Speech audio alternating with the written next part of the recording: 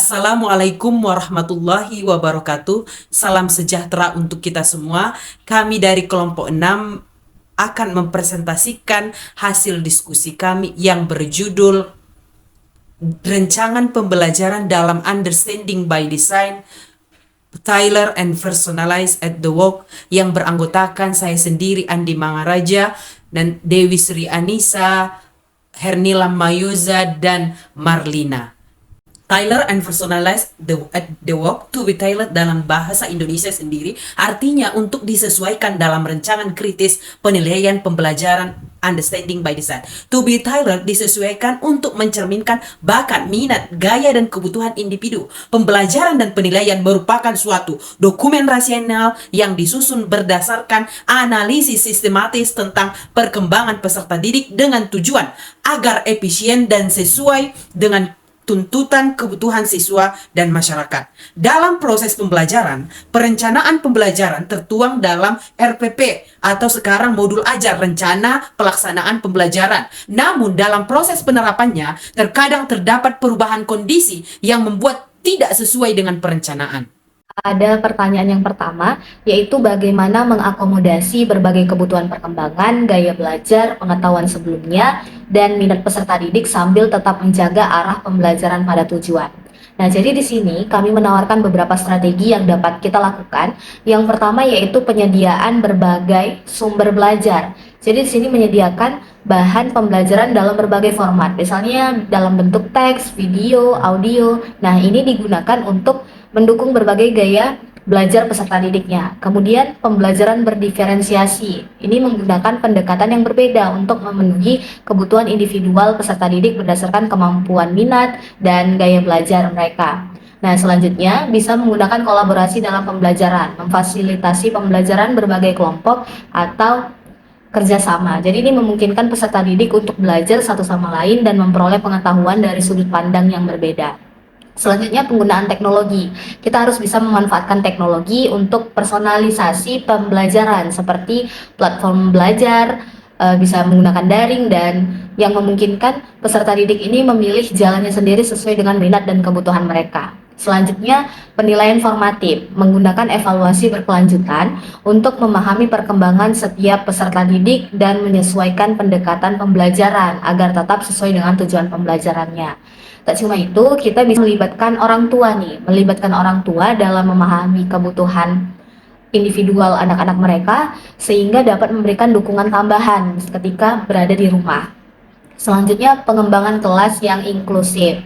Jadi menciptakan lingkungan yang ramah dan inklusif di mana setiap peserta didik merasa diterima dan didukung dalam proses belajarnya. Jadi dengan memadukan beberapa strategi yang saya sebutkan tadi dapat menjaga fokus pada tujuan pembelajaran sambil kita bisa memenuhi kebutuhan dari beragam setiap peserta didiknya.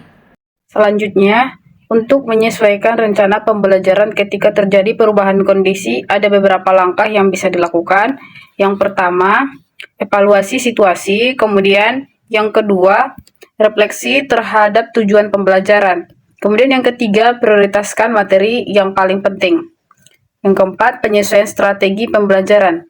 Kemudian komunikasi terbuka dan penyesuaian penilaian. Seterusnya evaluasi dan penyesuaian secara terus-menerus.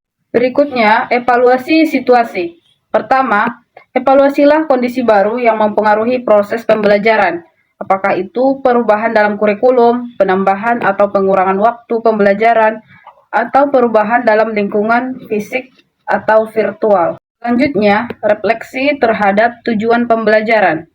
Tinjau kembali tujuan pembelajaran yang ingin dicapai, berikan penekanan pada aspek mana dari rencana pembelajaran yang dapat diperbaharui, atau disesuaikan untuk tetap mencapai tujuan pembelajaran tersebut. Berikutnya, prioritaskan materi yang paling penting. Dalam situasi terbatas, identifikasi konsep atau keterampilan kunci yang harus diprioritaskan untuk dipelajari oleh peserta didik. Selanjutnya adalah penyesuaian strategi pengajaran.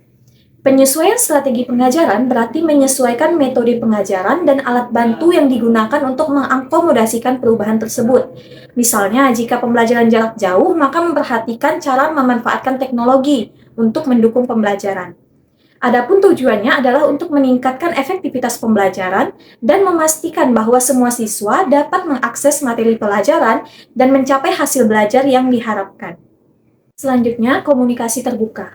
Penting untuk berkomunikasi dengan peserta didik dan orang tua tentang perubahan yang terjadi dalam rencana pembelajaran, yaitu dengan memberikan pengertian mengenai perubahan yang akan dilakukan dan bagaimana mereka dapat berpartisipasi secara efektif. Kemudian, penyesuaian penilaian, yaitu dengan menyesuaikan metode penilaian untuk memastikan bahwa peserta didik diuji sesuai dengan pembelajaran yang telah disesuaikan. Adapun tujuannya adalah untuk memberikan penilaian adil dan akurat terhadap kemajuan dan pencapaian dari peserta didik tersebut.